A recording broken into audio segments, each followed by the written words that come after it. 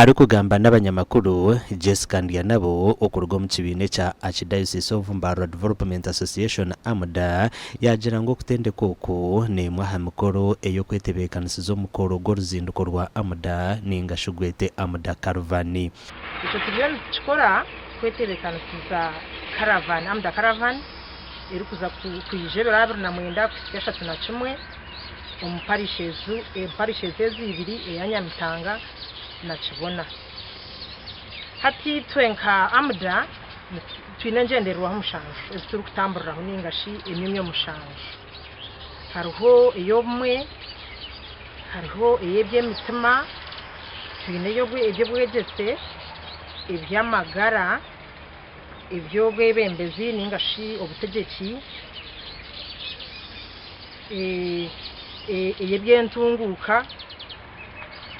yamuheru okukuma obuhangwa. Reverend Father Chembo bwana mukuru wa Kibona Parish yasima program za AMDA agumze ngo kutende koko kwizira mu bwiro bw'abakazi barukwetenga emyoga eyo kubayamba kurwana soboro makagabo nabasa okwebisaho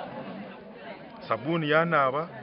sabuni yokozya na neka nebonera akwe bintu ebi sabuni amakara nanebe ko yamusebya akara mutaka kuba sente nyikantu abantu bitofya kuteka teka omunonga bencho maso mukazi kako bahwerirwe ebye sente za butosha nzakubancho muyamba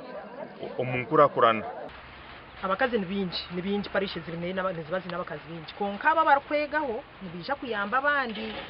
babegese babakaza batendekwa basima AMDA ahabwo kubakwatiraho bagumize ngo bukugo batunjire nobuza kubayamba okwebinga hubworo makagabo wo twafunza noba itasa yekayatera n'obusinge wagira uta kanebyo bice omurengo mutano ija mushomogu kugira ebitwaganyirwamu kombeka amakagitu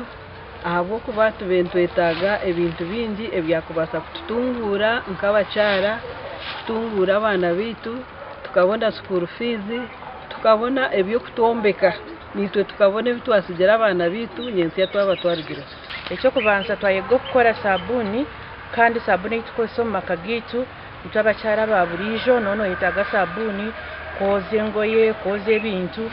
kandi kibenshi tubere kizibu kuza kushaka nogura sabuni ya buri week mbona twayega sabuni jinti za kweyongera kweta abacara binji ombyaro byitu musenta ziki na hikazi tubegese twino kwega ekyakabiri okwetegereza ekyakashatu kwihamu ebyo kututungura nambwe niyenda kusima aba AMDA aba Mbaro Archdiocese ahabo kwija kutushomesa ahabo kwija kutwera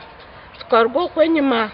tukamanya kwetungura orunoriza kuba uruzinduko rw'ikuminagumo rwa AMDA kandi nubaza kugiraho emikoro myinshi ndijo erimo kujanjabira bushabante ndwara zitari zimwe na zimwe rero guhendene na misenkuru erabe nyamitanga 2031 by'ukwezi kwa munana umwaka w'2025 kandi neza kwebemberwa Archbishop Lambert Binumugisha amakuru agagasha kwa Sengendo Abdukarim